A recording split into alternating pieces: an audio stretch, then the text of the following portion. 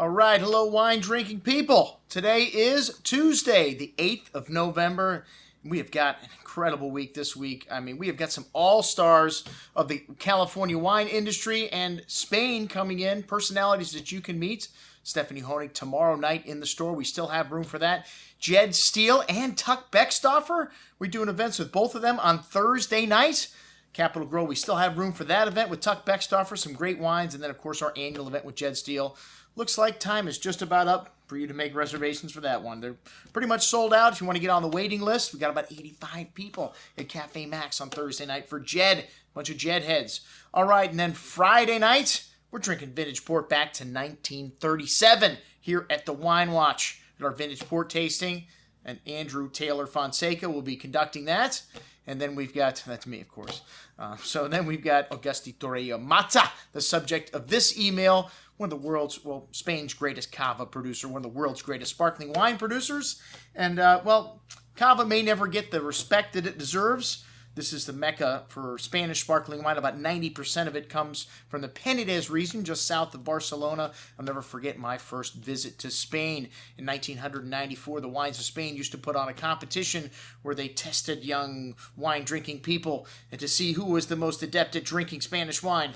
Or actually, we had to take a written test and identify the different types of sherry and other Spanish wines. I just happened to be one of the high scores, so I got a 2-week, all-expense-paid trip to Spain, courtesy of the Spanish government. One of the greatest trips I've ever taken. And Cava, we visited the houses of Courtenay and Fregionet. These are huge, massive producers, and the wines, not really what I would call fine wine, but, decent stuff you could have at a Thanksgiving Day holiday at your aunt's house and probably mix with some orange juice or some other kind of fruit-type drink beverage to turn out a nice cocktail to get a wicked buzz from. But, these Cavas are truly world-class sparkling wine. And Cava is very different from Champagne, the world's most famous sparkling wine producing region. If you look at Champagne, it's much further north, a continental climate. You look at where they produce Cava and Penedes, well, most of it, because they do have people making Cava in Ribera del Duero, Finca Torre de Melanos. We have it in the store. It's pretty good, but 90% comes from Penedes, a very unique region, Mediterranean climate, quite a bit warmer than Champagne, so they don't add sugar to a lot of these wines. And Mr. Mata, after sitting down and having dinner with him at Bistro Modern, I want to learn more about Cava again. A fascinating man, very passionate. His father started this business in the 50s, and he's taken it over, and today making, I think, the greatest expression of what Cava is. Cava is made with 3 different grapes, and unlike Champagne, where they have red grapes and white grapes, the 3 main grapes, Macabeo being the most important, Charlo and Periata, are all white. Well, they do have Trepat, which is a red grape, which is what they use for their rosé. And these wines all have this lovely fruitiness to them, even though they don't have dosage. Well, I shouldn't say that. The first wine that they make does have dosage. The Brut Reserve 2008, the only Cava in the lineup. And all these wines outstanding. We're going to be trying like a dozen wines here, including the solid wines.